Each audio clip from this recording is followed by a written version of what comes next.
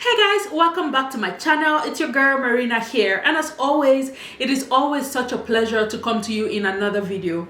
If it's your first time here, welcome. Where have you been? My name is Marina. I live in Saskatoon, Saskatchewan in Canada, and on this channel I share information to make settling into life in Canada seamless for newcomers and foreign trained professionals. There's something for you to learn here as we share wholesome, informative, and very educative content. So please do well to smash the subscribe button below and join the family. To the returning subscribers, welcome as always. Always so nice to have you guys here. So a couple of weeks ago in one of my previous videos, I asked you guys for video suggestions on things that you would like me to talk about on my channel going forward. And one of the suggestions was that I should recreate a series that I did a couple of years ago on common mistakes that newcomers make in Canada. I'm going to leave a link to the playlist to the original series. It's old, it's about 2 years old, and I'm just going to be talking about updated versions of that. So today I'm going to be doing the first installment on common mistakes that people make and how it can be avoided. The first one that I'm going to be addressing in this first installment is it's a career mistake that relates to advanced education. So one of the common inquiries that I get as DMs and as emails are people who are coming into Canada as permanent residents, not international students, permanent residents who are looking to land in Canada soon, and some of them are already asking me questions like, what master's program can I take? I want to land in Canada and go straight to do my master's. What do you suggest? And the first question that I ask them is why? Why do you want to do a master's degree as soon as you land in Canada? What's the drive behind that? And most of the responses I've gotten are along 3 different themes, and I'm going to be talking about 3 of them today and giving you alternatives how you can look at that, okay? The first reason why a number of people who have reached out to me to say they want to do their master's degree in Canada is because the first reason why they're looking to do that is because they believe that a master's degree is going to give them a competitive edge when they're trying to get a job when they arrive. Can a master's degree give you a competitive edge? Yes and no. Totally depends on the role, totally depends on the level. But if I'm going to be honest with you, it is not very common. Like, I've not seen a lot of job postings where they tell you that a master's degree is required, especially in Canada. I have not seen a lot of those. For those of you who don't know, I'm a human resources professional. I work in recruiting specifically. So I'm not talking about hearsay. I'm talking about what I do on a daily basis. I have not seen a lot of job postings where a master's degree is a core requirement for that role. So if the main reason why you're looking to do a master's in Canada is because you want a job, no, you're going to be spending a lot of time, you're going to spend a lot of money to focus on something that may not give you commensurate benefits when you're done. Canada focuses a lot more on hands-on skills and experiences than they would do on paper qualification, because it is very different. Like, when you learn something on paper and you're able to do that same thing in a work environment, like hands down practical experience, the practical experience is always going to count more than the paper certification. So if your sole reason for wanting to do a master's degree is because you want to be more competitive with a job, then that may not be the best idea for you. You're coming into this country to come and do, if you say you want to do like a regular master's or you want to do an MBA, you're looking at between $18,000 to $25,000 for a regular master's. As a permanent resident, for an MBA, it could cost you upwards of $30,000. How do you land in a new country and plunge yourself into that much debt without any guarantees that you'll be able to get that job? Yeah, so if that's your sole reason for wanting to do a master's, it would be great for you to reconsider, okay? The second reason why people tell me that they want to do a master's degree in Canada is because they're trying to switch careers. So you're trying to move from the career that you've always had into a different area. And I don't know how, or I don't know what kind of research led you to that decision, but some people believe that in the new area, all they have to go and do is do a master's in that area and they'll be able to get in. The chief culprits, like the career area that I hear this the most in, is for some reason human resources. I've heard all sorts. People come to me and say, I've always been a teacher, or I've been an accountant, or I've been an admin professional. I want to switch into human resources, so my next best thing is for me to go and do a master's in human resources. I've seen a lot of people, unfortunately, who have done that. have already taken the master's in human resources, but you have admin experience, you have experience in other areas, you go and do a master's in human resources with zero human resources experience, and then you're not able to find a job. Of course not. Like, you have got to take advanced education in an area where you don't have primary experience. Disparity. You have created misalignment for yourself, because nobody is going to give you an advanced level job because you have an advanced degree without experience.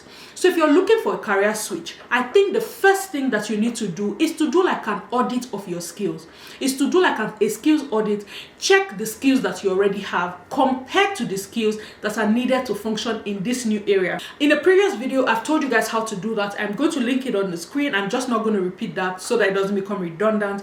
But for a skill audit, to give you like a general overview of how you can do that, you take job postings of the role that you're trying to get into, check what the common skills are. What are all of these employers asking for? If you sample options across different employers, it will give you a general idea of what the employers are looking for this particular role. And then you compare yourself, like, how do you already compete with these skills that the employers are asking for?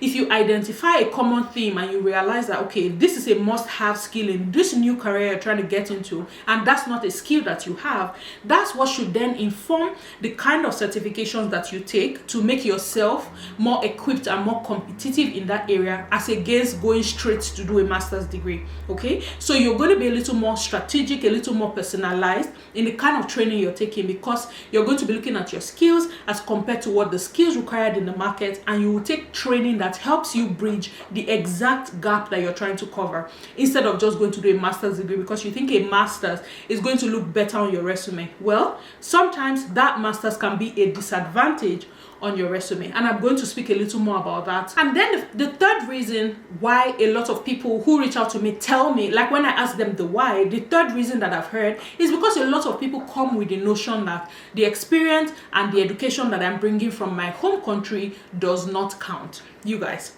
this one is a big one, because for the longest time that was true, where employers kind of didn't have a lot of trust and confidence in the education and in the experience that foreign trained professionals brought into Canada. Pre-COVID, that was a thing. Like, it was a harder task getting into your field in Canada at commensurate level. Post-COVID, COVID took down a lot of that barrier. It is not where it is supposed to be, but we have come far from where things used to be. It is not as bad as it was pre-COVID. And the reason why is with the emergence of remote work, where people can be in one province and their employers are in a different province. In COVID, because of how many people were laid off in that period where businesses had to shut down with all the stay-at-home directives, not the same number of people who were laid off went back into the workforce when some of those people were getting recalled. So right now, there are a lot more people who discovered businesses during COVID. Some people became content creators. I realized that I can just put on the camera and a ring light in my house and make TikTok videos, and you make so much money. So a lot of people are more tilted now towards non-traditional kind of work, where it does not involve going into an office. People are working from home, creating content online, selling things online. So traditional work is experiencing a shortage of labor across different industries. So there's a general labor shortage right now in Canada. Recruiters are scrambling for talent, so it makes global talent a little more appealing right now for lack of options. So when I tell you that post-COVID, employers are a little more accepting, are a little more embracing of experience and education from outside of Canada, it is the absolute truth. So if you're landing in Canada right now and you already come with the notion that your experience does not count, your education does not count, you're going to be doing yourself a disservice. The way you position yourself now in Canada will determine how quickly you're able to get into your career field and rise to the chosen level, or even get commensurate work.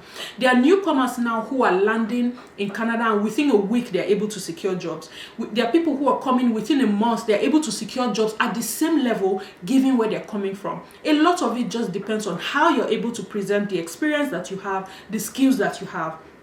One common mistake that I see a lot, especially as a recruiter, is newcomers who are applying for entry-level positions. You're applying for a position that is asking for a post-secondary diploma as education requirement, but you're submitting a resume where you have put your MBA, your master's degree, and the 2 other degrees that you have.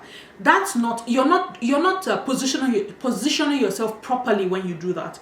If for some reason you have tried to apply for a job at the same level of your experience and your education, and that's not working, and you are going to apply for a job that is lower than what the experience you're bringing is, then you need to know how to redo your resume so that you're sounding like the role that you're applying for. So for instance, people say, I don't know, how do I know that this job posting is entry level?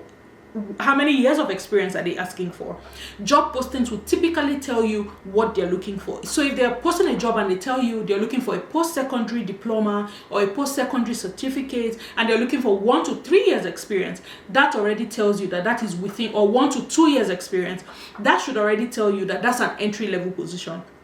When they start to ask for like 3 to 6 years experience, you know that it's a bit of an intermediate, what some employers will call an associate. But anything above 6 years experience, you know that, okay, they're looking for somebody who's more experienced, okay? So that should be your first indication. If you're applying for a job that is asking for 1 to 2 years or 1 to 3 years experience, it's an entry-level position. If you're applying for that kind of job, that's not where you want to leave your MBA on your resume. That's not where you want to leave your master's degree on your resume. If you're applying for a role that is a support position, when you are listing out the description of the work that you did under whatever job title you put on your resume, that's not where you want to be sounding like I managed, I led, I introduced. All of those things are leadership kind of language. All of those language sounds like a manager. If you are applying for an entry-level position that is in a support role, you want to be interpreting the content of the work that you have done as I supported, I contributed in support capacity. So the language has to match. That may just be the reason why you're not getting calls back. You're submitting advanced resumes for entry-level positions. Look, they're not going to give you a job that you're overqualified for, because the employer is also going to think about it from, is this person going to be engaged in this role? Is this person just looking for a foot in the door? Is this person just looking for a job and then after 3 months they leave? Because hiring is a tedious process, and it can be expensive depending on the role. If it's a hard to fill position, they spend so much money advertising and then they get somebody and 3 months later you leave, it takes them back to square one. So in fairness, if you think about it from the angle of the employer, you will see reason why sometimes they are very particular about the kind of experience that they're looking for. So make sure that you're positioning yourself properly to take advantage of these roles, as against just going straight to a master's degree because you feel your previous experience does not count. So overall, guys, I want you to know that a master's degree may not be what you need as next steps in your career. A master's degree is a nice degree to have. If you want to do it for the fun of it, I don't think you should be doing it as soon as you land in Canada. Like, that's too much debt, that's too much money, too much time, too much resources to pour into a master's program just for the fun of it.